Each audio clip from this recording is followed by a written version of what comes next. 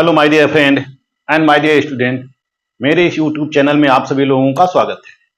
मैं आप लोगों को इसमें Indian national movement and Indian constitution पढ़ा रहा हूं और यह विभिन्न विश्वविद्यालयों के अंतर्गत बीए फर्स्ट सेमेस्टर और एमए फर्स्ट सेमेस्टर का एक प्रश्न पत्र है। विभिन्न विश्वविद्यालयों में यह प्रश्न पत्र पढ़ाया जा रहा है, चाहे वह बीए में हो चाहे वह एमए में हो। इस पेपर के अंतर्गत Indian national movement and Indian constitution के अंतर्गत मैं आप लोगों को इसमें भारत का संवैधानिक विकास बता रहा हूं। पिछले वीडियो में मैंने आप लोगों को भारतीय शासन अधिनियम 1919 से अवगत कराया था। इस वीडियो के अंतर्गत मैं आप लोगों को भारतीय शासन अधिनियम 1935 से अवगत कराने जा रहा हूं। इस वीडियो के अंतर्गत मैं आपको भारतीय शासन अधिनियम 1935 के पृष्ठभूमि के बारे में बताऊंगा। नेक्स्ट वीडियो के अंतर्गत मैं भारतीय शासन अधिनियम 1935 के प्रमुख प्रावधानों को बताऊंगा।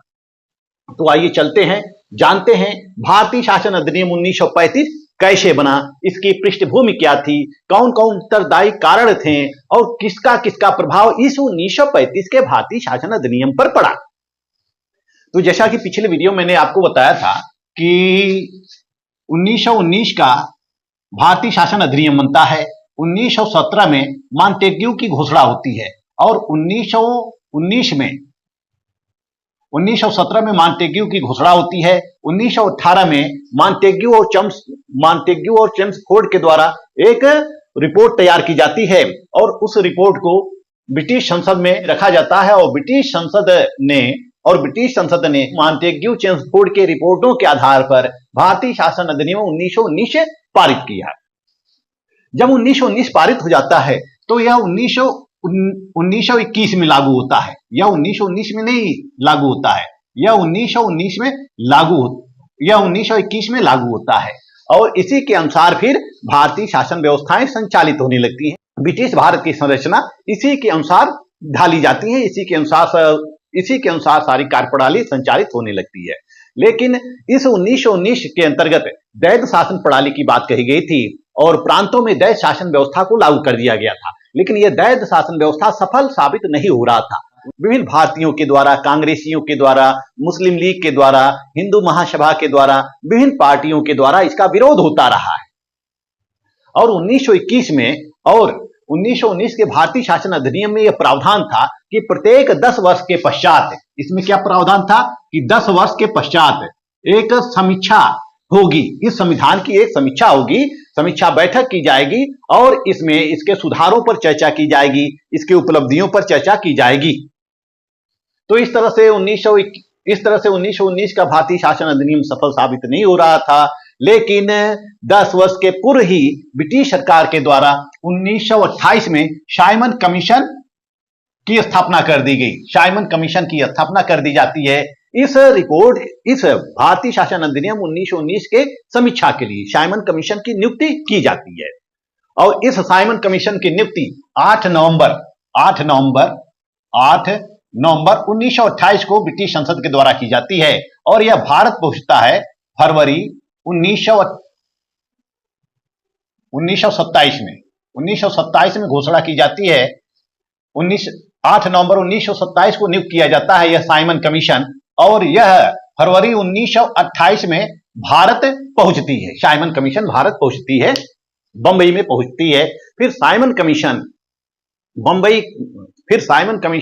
बंबई से विभिन्न शहरों की तरफ जाती है, विभिन्न प्रांतों में जाती है और यह विभिन्न प्रांतों का दौरा करती है, समीक्षा करती है। लेकिन इस साइमन कमीशन का भारतीयों के द्वारा व्यापक पैमाने पर विरोध होने लगता है। साइमन गो बैक का नारा लगाया जाता है। इसका प्रमुख कारण यह होता है कि साइमन कमीशन में कोई भारतीय सदस्य नहीं था, इसलिए भारतीयों के द्वारा, भारतीय राजनीतिक दलों के द्वारा साइमन कमीशन का विरोध किया जा रहा था।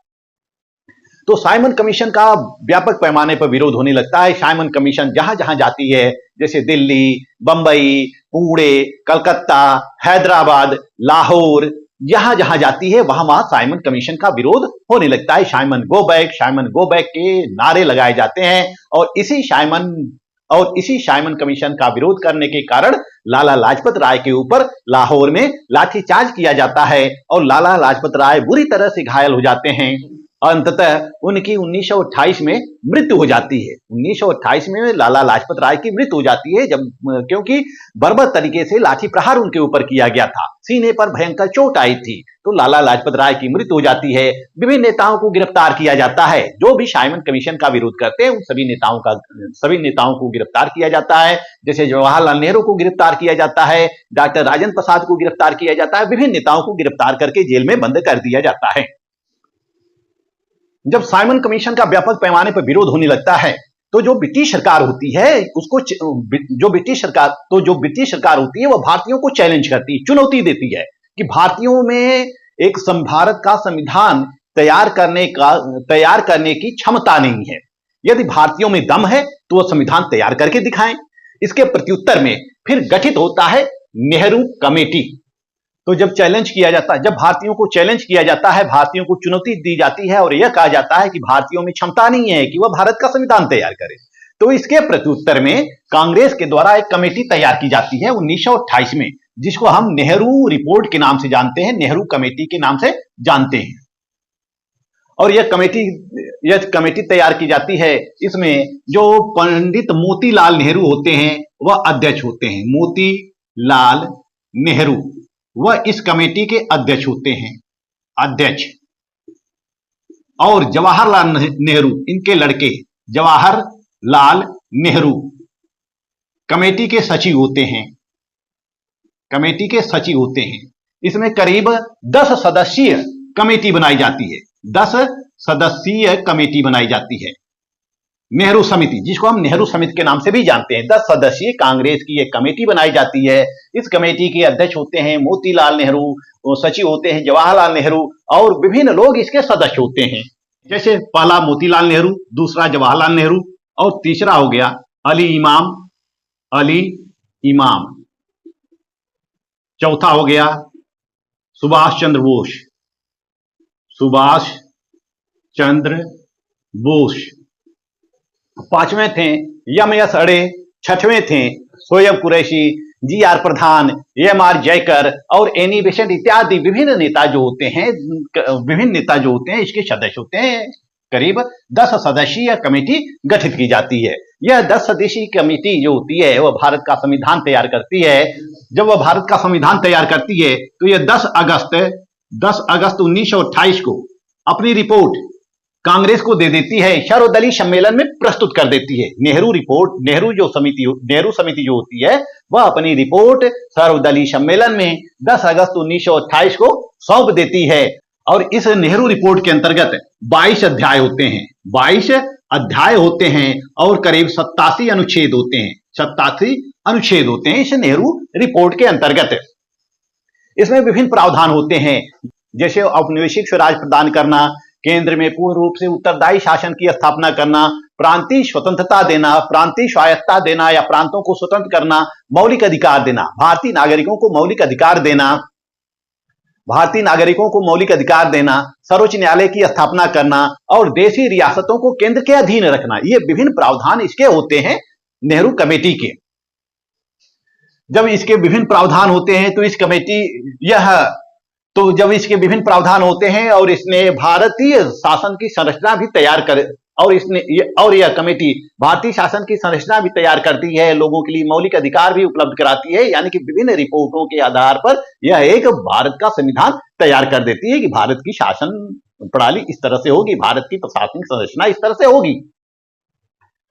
परंतु अब क्या होता है कि इस नेहरू रिपोर्ट को मोहम्मद अली जिन्ना, जो उस समय मुस्लिम लीग के नेता होते हैं, स्वीकार नहीं करते हैं, उनको नागवार लगती है। नेहरू रिपोर्ट में जो तथ्य शामिल किए गए थे उन तथ्यों को यह इनकार करते हैं और यह नेहरू रिपोर्ट का विरोध करने लगे।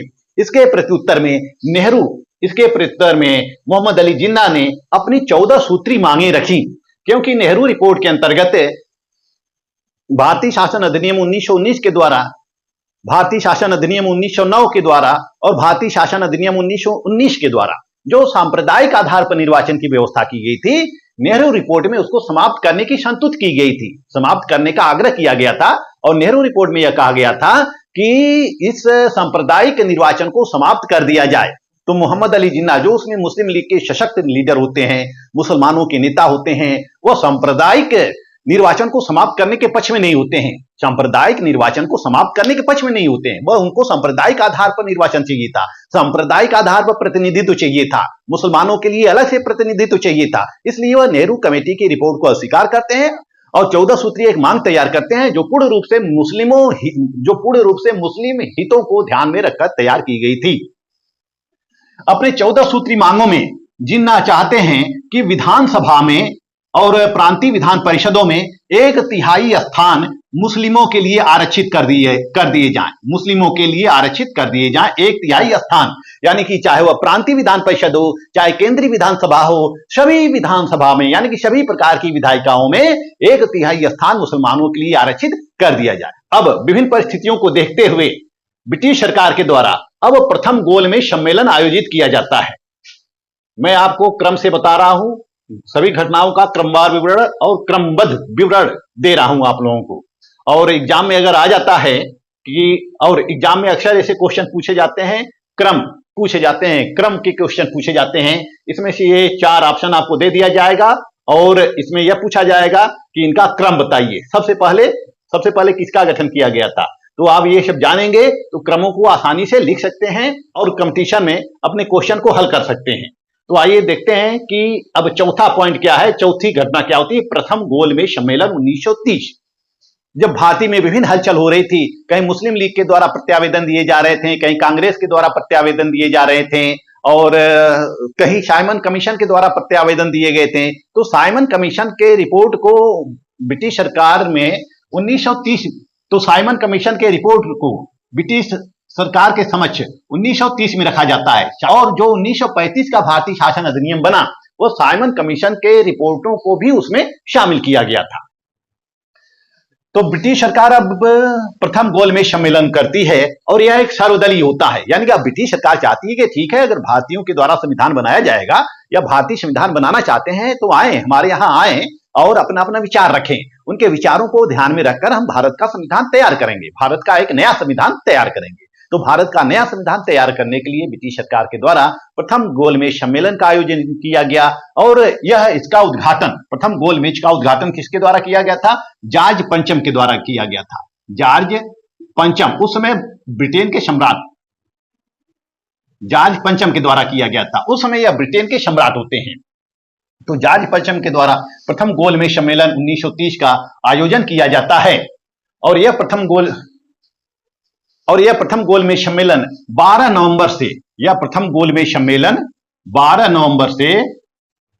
नवंबर से 1 जनवरी 1931 तक चला था।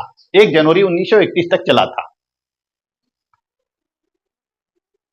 19 जनवरी 1931 तक चला था, यानी इतने दिन प्रथम गोलमेज सम्मेलन का आयोजन होता है। सर्वदलीय बैठक होती है, इसमें सभी लोग भाग लेते हैं। मुस्लिम लीग भाग लेती है, हिंदू महासभा भाग लेती है और कृषक प्रजा पार्टी, स्वराज दल वगैरह विभिन्न जितने भी दल होते हैं भारत के, सभी दलों के प्रतिनिधि भाग लेते हैं। लेकिन कांग्रेस इसमें हिस्सा नहीं लेती है। कांग्रेस प्रथम गोलमेज सम्मेलन में हिस्सा नहीं लेती है क्योंकि इस समय सविनय अवज्ञा आंदोलन चल रहा था। भारत में 1930 में क्या शुरू होता है, सविनय अवज्ञा आंदोलन या नमक आंदोलन या दांडी मार्च को कहते हैं, यह शुरू होता है, यह आंदोलन शुरू होता है और भारत में मूवमेंट शुरू रहता है और कांग्रेस के द्वारा ब्रिटिश सरकार का विरोध किया जा रहा था, ब्रिटिश सरकार की नीतियों का विरोध किया जा रहा था। इसलिए कांग्रेस इस प्रथम गोलमेज सम्मेलन में भाग नहीं लेती है और इस प्रथम गोलमेज सम्मेलन में देशी रियासतों के प्रतिनिधि भी भाग लेते हैं। यानी कि जितने लोग रिस्पांसिबल होते हैं, जितने लोग भारत में रिस्पांसिबल होते हैं, जैसे कि विभिन्न दलों के नेता, देशी रियासतों के प्रतिनिधि, ब्रिटिश प्रांतों के प्रतिनिधि, सभी लोग इस प्रथम गोलमेज सम्मेलन में हिस्सा लेते हैं। अब प्रथम गोलमेज सम्मेलन की बैठक शुरू होती है। कब शुरू होती है, 12 नवंबर 1930 से यह शुरू हो जाती है। सबकी वार्ता होती रहती है, सब अपना विचार देते रहते हैं। कहीं देशी रियासत के प्रतिनिधि अपना विचार देते हैं, कहीं मुस्लिम लीग के नेता विचार देते हैं। इसमें अंबेडकर भी होते हैं, अंबेडकर भी इसमें अपने विचार देते हैं। अंबेडकर दलितों के लिए अलग प्रतिनिधित्व की मांग कर रहे थे। 1930 से ही जब प्रथम गोलमेज सम्मेलन हुआ तो उन्होंने दलितों के हितों की बात करनी शुरू कर दी और दलितों की स्थिति पर उन्होंने चिंता व्यक्त की। और उन्होंने यह कहा कि दलितों को हिंदुओं के द्वारा अस्पृश्य माना जाता है, इनको हिंदुओं से अलग रख दिया जाए, हिंदुओं से अलग रख दिया जाए और भारतीय शासन में या विधायिका में या सरकार में दलितों का अलग प्रतिनिधित्व दिया जाए, यानी दलितों को अलग प्रतिनिधित्व दिया जाए, यानी कि दलितों को हिंदुओं से पृथक कर दिया जाए। तो 1930 में प्रथम गोलमेज सम्मेलन होता है और इसकी अध्यक्षता ब्रिटिश प्रधानमंत्री रैमजे मैकडोनाल्ड के द्वारा किया जाता है। रैमजे मैकडोनाल्ड के द्वारा किया जाता है। और इस प्रथम गोलमेज सम्मेलन में सभी दलों के द्वारा और ब्रिटिश सरकार के द्वारा भी भारत में एक संघीय प्रणाली स्थापना पर सहमति बनी। भारत में एक संघीय प्रणाली की स्थापना पर सहमति बनती है और ब्रिटिश सरकार इस बात पर सहमत थी कि प्रांतों में प्रतिनिधि सरकार की स्थापना की जाएगी, यानी कि प्रांतों में अब क्या किया जाएगा, प्रतिनिधि सरकार की स्थापना की जाएगी और भारत में संघात्मक शासन व्यवस्था की नींव डाली जाएगी। तो इस सम्मेलन में कुछ बातों पर सहमति होती है, लेकिन कोई ठोस निष्कर्ष नहीं निकलता है। अब होता है इसके पश्चात द्वितीय गोलमेज सम्मेलन 1931।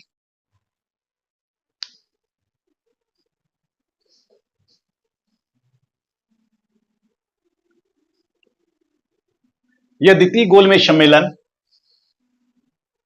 7 सितंबर से 1 दिसंबर तक चला था। 1 दिसंबर 1931 तक चला था द्वितीय गोलमेज सम्मेलन। कहां चला था? ब्रिटेन में चला था और इसमें कुल 107 प्रतिनिधियों ने भाग लिया था। 107 प्रतिनिधियों ने भाग लिया था। 7 सितंबर से द्वितीय गोलमेज सम्मेलन प्रारंभ होता है और 1 दिसंबर 1931 को यह समाप्त होता है और इसमें भारत से 107 प्रतिनिधि शामिल होते हैं द्वितीय गोलमेज सम्मेलन में। इसमें सर तेज बहादुर सप्रू भी होते हैं, डॉक्टर B.R. अम्बेडकर भी होते हैं, देशी रियासतों के प्रतिनिधि भी होते हैं और एक महत्वपूर्ण बात यह होती है कि द्वितीय गोलमेज सम्मेलन में महात्मा गांधी भी हिस्सा लेते हैं। जैसा कि मार्च 1931 में गांधी इरविन समझौता हो जाता है और गांधी जी सविनय अवज्ञा आंदोलन को स्थगित कर देते हैं, क्योंकि इरविन ने गांधी की बात मान ली थी और गांधी ने इरविन की बात मान ली थी। तो जब गांधी इरविन समझौता संपन्न हो जाता है तो उस समझौते के आधार पर महात्मा गांधी भी द्वितीय गोलमेज सम्मेलन में हिस्सा लेने लंदन पहुंच जाते हैं। अब जब लंदन में द्वितीय गोलमेज सम्मेलन आयोजित होता है तो उसमें भी विभिन्न प्रतिनिधि होते हैं। जैसा कि मैंने बताया कि कुल 107 प्रतिनिधि होते हैं। मुस्लिम लीग के नेता होते हैं, मोहम्मद अली जिन्ना होते हैं, आगा खां होते हैं और B.R. अम्बेडकर थे, महात्मा गांधी थे, यानी कि विभिन्न प्रतिनिधि भाग लेते हैं। जब द्वितीय गोलमेज सम्मेलन में सर्वदलीय बैठक होती है तो इस बैठक में 2 महत्वपूर्ण कार्यों पर चर्चा की गई थी। पहला कि भारत में संघीय शासन की स्थापना की जाए, संघीय संरचना की स्थापना की जाए और दूसरा प्रश्न था अल्पसंख्यकों के हितों को लेकर इन दोनों पर वाद विवाद होता है। संघीय संरचना पर सहमति बन जाती है, लेकिन अल्पसंख्यकों के हितों पर कोई सहमति नहीं बनती है और गांधी जी को इस सम्मेलन में निराशा ही उत्पन्न होती है, क्योंकि गांधी जी की बातें मानी नहीं गई। जो सर्वदलीय बैठक होती है उस सर्वदलीय बैठक में कोई एक ठोस निर्णय नहीं निकल पाता है, लेकिन इस सम्मेलन में संघीय न्यायपालिका स्थापना करने पर सहमति बनी। भारत में एक संघीय न्यायपालिका की स्थापना की जाए, यह इस पर सहमति बनी और संघीय विधायिका की स्थापना की जाए। केंद्र और राज्य के मध्य जो संबंध हैं उस संबंधों के बारे में इस पर कुछ निर्णय लिया गया। यानी कि जो संघीय सर्वोच्च न्यायालय की स्थापना होती है वह भारतीय शासन अधिनियम 1935 के तहत ही होती है। तो इस सम्मेलन में भी कोई ठोस निर्णय नहीं होता है जो 1931 में सम्मेलन होता है। फिर होता है सांप्रदायिक पंचाट 1932, अगस्त 1932 में। यह द्वितीय गोलमेज सम्मेलन जब संपन्न हो जाता है दिसंबर 1931 में, तो उस समय ब्रिटेन के प्रधानमंत्री होते हैं रैमजे मैकडोनाल्ड और रैमजे मैकडोनाल्ड से B.R. अम्बेडकर मिल चुके होते हैं। B.R. अम्बेडकर रैमजे मैकडोनाल्ड से मिलकर दलितों के स्थिति से अवगत करा दिए थे कि भारत में दलितों की क्या स्थिति है। तो रैमजे मैकडोनाल्ड के द्वारा एक घोषणा की जाती है। मैं रैमजे मैकडोनाल्ड के द्वारा दलितों को भारतीय शासन में प्रतिनिधित्व देने के लिए, निर्वाचन में प्रतिनिधित्व देने के लिए, विधानसभा और विधान परिषदों में प्रतिनिधित्व देने के लिए एक घोषणा की जाती है, जिसको हम मैकडोनाल्ड घोषणा के नाम से जानते हैं। और उन्हीं के घोषणा को हम सांप्रदायिक पंचायत के नाम से जानते हैं। 1932 अगस्त 1932 में इसकी घोषणा होती है। सांप्रदायिक पंचायत के नाम से इस घोषणा को जानते हैं। तो 16 अगस्त 1932 को रैमजे मैकडोनाल्ड के द्वारा यह घोषणा की जाती है कि अब भारतीय शासन में दलितों को अलग से प्रतिनिधित्व दिया जाएगा, उनको हिंदू से निकाल दिया जाएगा, उनका पृथक वर्ग होगा, दलितों का एक पृथक वर्ग बनाया जाएगा और दलितों के लिए सीटें आरक्षित की जाएंगी और जो दलितों का चुनाव होगा वह दलितों के द्वारा ही किया जाएगा। इसके अलावा जो मुस्लिम का चुनाव होगा वह मुस्लिम मतदाता के द्वारा किया जाएगा, ईसाई का चुनाव ईसाई मतदाता के द्वारा किया जाएगा, सिख का चुनाव सिख मतदाता के द्वारा किया जाएगा, पारसी का चुनाव पारसी मतदाता के द्वारा किया जाएगा। यानी कि सांप्रदायिक आधार पर निर्वाचन होगा। इसी सांप्रदायिक आधार को, इसी सांप्रदायिक घोषणा को ही हम सांप्रदायिक पंचायत या सांप्रदायिक अधिनिर्णय के नाम से जानते हैं। यह घोषणा किसने की थी? रैमजे मैकडोनाल्ड ने की थी। इस सांप्रदायिक पंचायत के विभिन्न प्रावधान थे। जैसे पहला यह प्रावधान था कि प्रांतीय व्यवस्थापिका यानी कि विधान परिषदों की संख्या दुगनी कर दी जाएगी। विधान परिषद की संख्या दुगनी कर दी जाएगी। यह पहला प्रावधान होता है कि प्रांतीय विधान परिषदों की संख्या दुगनी कर दी जाएगी, क्योंकि जब दुगनी कर दी जाएगी तभी तो उनका प्रतिनिधित्व होगा। दलितों का अलग से प्रतिनिधित्व सुनिश्चित किया जाएगा, मुसलमानों का अलग से, ईसाइयों का अलग से, एंग्लो इंडियन का अलग से। एंग्लो इंडियन का भी प्रावधान उसी में था। एंग्लो इंडियन का भी अलग से प्रतिनिधित्व किया जाएगा। दूसरा प्रावधान यह था इसमें कि अल्पसंख्यकों की सीटों की संख्या बढ़ा दी जाएगी, यानी कि जो माइनॉरिटी होंगे माइनॉरिटी की सीटों की संख्या बढ़ा दी जाएगी। तीसरा प्रावधान था कि अल्पसंख्यकों के लिए यानी कि माइनॉरिटी के लिए अलग से निर्वाचन किया जाएगा। जो भी अल्पसंख्यक होंगे, यानी कि सबको माइनॉरिटी करार दे दिया गया। मुस्लिम को, ईसाई को, पारसी को, दलितों को अल्पसंख्यक करार दे दिया गया और यह घोषणा की गई कि इनके लिए अलग से निर्वाचन होगा। और जो दलितों का निर्वाचन होगा, दलितों को हिंदुओं से अलग माना जाएगा और इनको दलित मतदाताओं के द्वारा ही वोट दिया जाएगा। इसके अलावा इसमें जो प्रावधान किया गया था वह यह था कि स्त्रियों के लिए भी कुछ सीटें आरक्षित की जाएंगी, महिलाओं के लिए भी कुछ सीटें आरक्षित की जाएंगी। इस तरह से 16 अगस्त 1932 को सांप्रदायिक पंचायत की घोषणा होती है और इसमें महात्मा गांधी जेल में बंद होते हैं, क्योंकि द्वितीय गोलमेज सम्मेलन से निराश होने के पश्चात जब वह भारत पहुंचते हैं तो फिर आंदोलन शुरू कर देते हैं, यानी कि सविनय अवज्ञा आंदोलन फिर शुरू कर देते हैं और वायसराय के द्वारा उनको बंदी बना लिया जाता है और महात्मा गांधी को यरवदा जेल में बंद कर दिया जाता है। महात्मा गांधी को यरवदा जेल में बंद कर दिया जाता है। अब महात्मा गांधी सांप्रदायिक पंचायत को कदापि स्वीकार करने के पक्ष में नहीं होते हैं। महात्मा गांधी यह घोषणा करते हैं कि यदि सांप्रदायिक पंचायत को रद्द नहीं किया गया तो मैं जेल में ही अनशन कर दूंगा। तो इसके पश्चात आता है पूना पैक्ट। जब सांप्रदायिक पंचायत की घोषणा की जाती है, अंबेडकर बहुत खुश होते हैं, क्योंकि अंबेडकर वाली हो गई थी। अंबेडकर दलितों का अलग से प्रतिनिधित्व चाहते थे, तो अंबेडकर की बातें सुन ली गई थी। लेकिन महात्मा गांधी इस पक्ष में नहीं होते हैं। महात्मा गांधी का यह कहना होता है कि इससे समाज बिखर जाएगा, समाज टूट जाएगा, हिंदुओं में फूट पड़ जाएगी। दलित हिंदुओं के ही हिस्से हैं, दलित हिंदुओं का ही एक हिस्सा है और दलितों को हिंदुओं से अलग कदापि नहीं किया जा सकता है। और इस सांप्रदायिक पंचायत के विरोध में महात्मा गांधी 18 अगस्त 1932 को यह ब्रिटिश प्रधानमंत्री रैमजे मैकडोनाल्ड को एक पत्र लिखते हैं और इस पत्र में सांप्रदायिक पंचायत को निरस्त करने की मांग करते हैं। और 20 सितंबर 1932 को महात्मा गांधी जेल में अनशन शुरू कर देते हैं।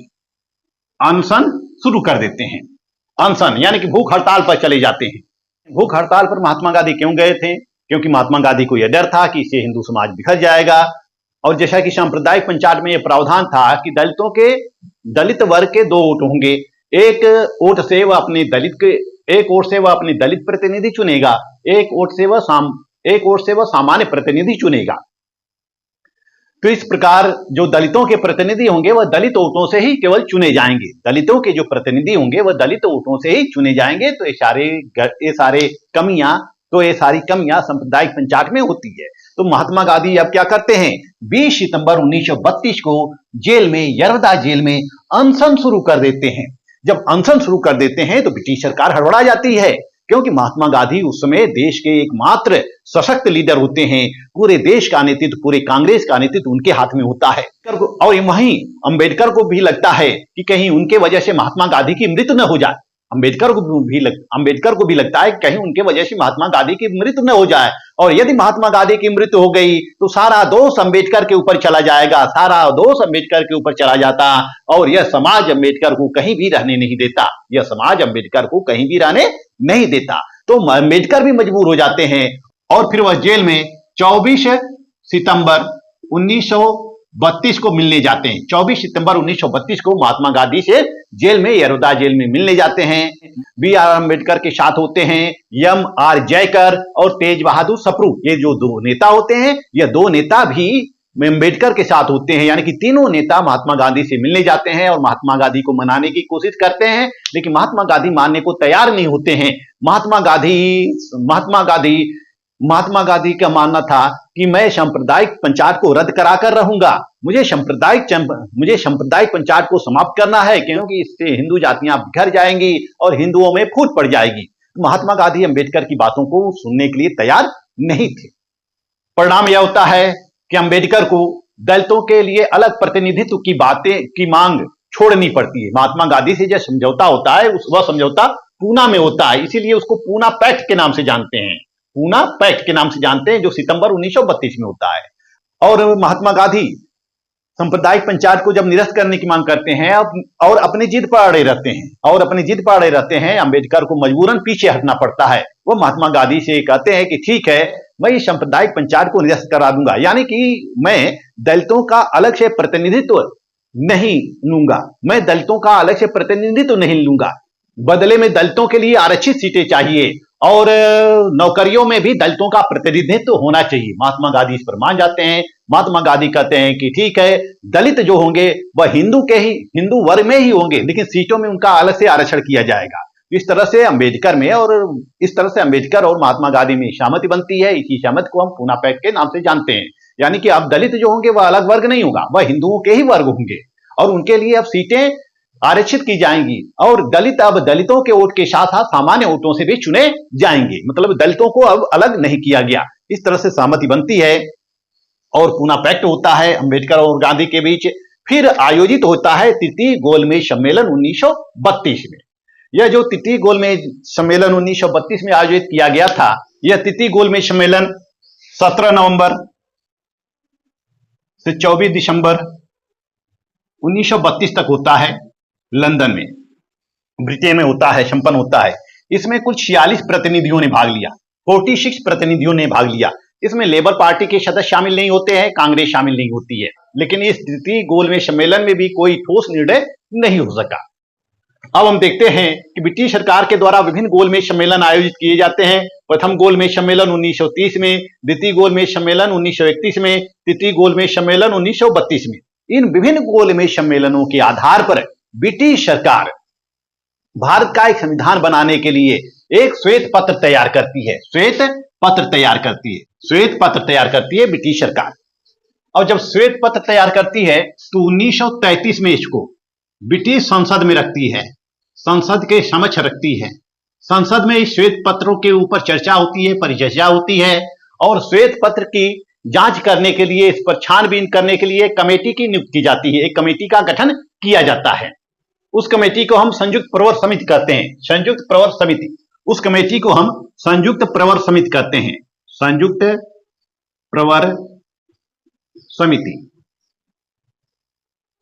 संयुक्त प्रवर समिति या ज्वाइंट सेलेक्ट कमेटी कहते हैं, JSC, संयुक्त प्रवर समिति कहते हैं। और इस संयुक्त प्रवर समिति में, ज्वाइंट सेलेक्ट कमेटी में 16 सदस्य होते हैं और लॉर्ड लिनलिथगो इसके अध्यक्ष होते हैं, लिनलिथगो।